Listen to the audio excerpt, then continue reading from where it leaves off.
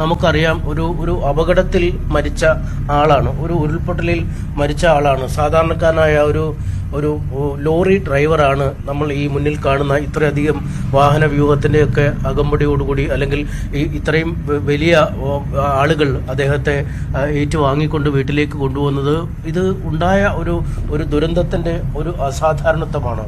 ഒപ്പം ഒരു മനുഷ്യജീവന് വേണ്ടി, ഒരു സാധാരണക്കാരനായ മനുഷ്യൻ്റെ ജീവന് വേണ്ടി സംസ്ഥാന സർക്കാരുകളാണെങ്കിലും കേന്ദ്ര സർക്കാരുകളാണെങ്കിലും ഒക്കെ നടത്തിയ ഒരു ഇടപെടലിൻ്റെ ഒരു പര്യായം കൂടെയാണ് ഈ നമുക്കിപ്പോൾ മുന്നിൽ കാണുന്ന ആ ആംബുലൻസിനുള്ളിലെ ശവപേടകത്തിലുള്ള ആ ഭൗതിക ശരീരം. കാരണം എത്ര ചെറിയ ജീവനും വലിയ ജീവനാണ്, അല്ലെങ്കിൽ എല്ലാ ജീവനുകൾക്കും ഒരു വിലയുണ്ട്.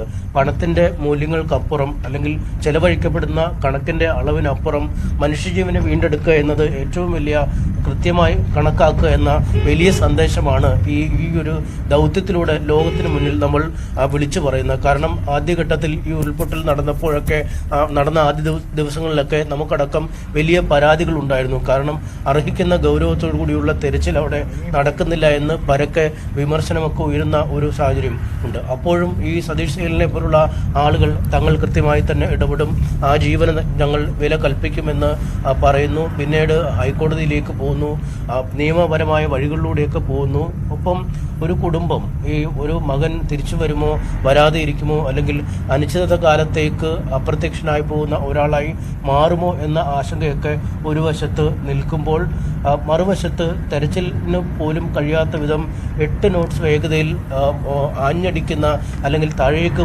പതിക്കുന്ന ഒരു വലിയ ജലപ്രവാഹം ഗംഗാവാലി പുഴ ഒരു വശത്ത് നിൽക്കുന്നു. അതിൽ ഒരിക്കലും ഒരു മുങ്ങൽ വിദഗ്ധർക്ക് പോലും, ഏറ്റവും വിദഗ്ധനായ ഈശ്വർ മാൽപയെ പോലുള്ള ആളുകൾക്ക് പോലും, അല്ലെങ്കിൽ നാവികസേനയിലെ ഇന്ത്യൻ സേനയുടെ തന്നെ അഭിമാനമായി മാറിയ ഡൈവർമാർക്ക് പോലും ആഴങ്ങളിൽ ഇറങ്ങി ആളെ വീണ്ടെടുക്കാൻ കഴിയാത്ത ഒരു സാഹചര്യം.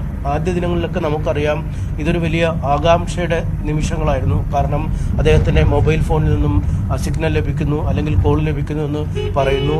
ഈ ഉരുൾപൊട്ടലുണ്ടായതിന് ചേർന്ന് തന്നെയുള്ള സ്ഥലത്തെ മൺകൂനയ്ക്കുള്ളിൽ അദ്ദേഹം ഉണ്ടാകാമെന്ന സംശയം കുടുംബവും ബന്ധുക്കളും ലോറി ഉടമയും ഒക്കെ പറയുന്നു. തുടർന്ന് ആ ഭാഗം തുറന്നുള്ള ആ പരിശോധന, അതിനുശേഷം പുഴയിൽ കേന്ദ്രീകരിച്ചുള്ള പരിശോധന, കയർ ലഭിക്കുന്നു, അക്കേഷ്യ മരങ്ങൾ ലഭിക്കുന്നു, ബമ്പർ ലഭിക്കുന്നു. അങ്ങനെ ഓരോരോ ഭാഗങ്ങളായാണ് ഈ തെരച്ചിലിൻ്റെ ഘട്ടങ്ങൾ മാറിയത്.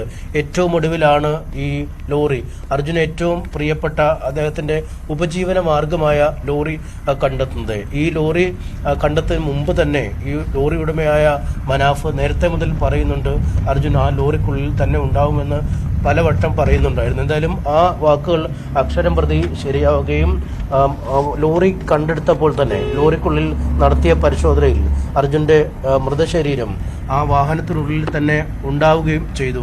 അതാണ് ഒരു പക്ഷേ ഈ തെരച്ചിലുമായി ബന്ധപ്പെട്ട ഏറ്റവും നിർണായകമായ നിമിഷമെന്ന് നമുക്ക് പറയാൻ കഴിയുന്നത്.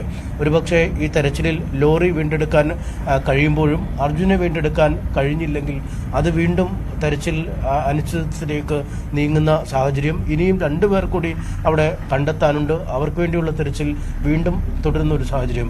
മനുഷ്യജീവന്റെ വില ഇതാണ്. ഏത് ചെറിയ ജീവനാണെങ്കിലും അതിന് അർഹിക്കുന്ന പരിഗണന നൽകണം. അതിനുവേണ്ടി എത്ര കോടി രൂപ വേണമെങ്കിലും ചെലവഴിക്കണമെന്ന മഹത്തായ സന്ദേശവും ഇത് നൽകിയിരിക്കുന്നു. അതുകൊണ്ട് തന്നെയാണ് അതിൻ്റെ മടങ്ങി വരവിന് വേണ്ടി കാത്തിരിക്കുന്നത്.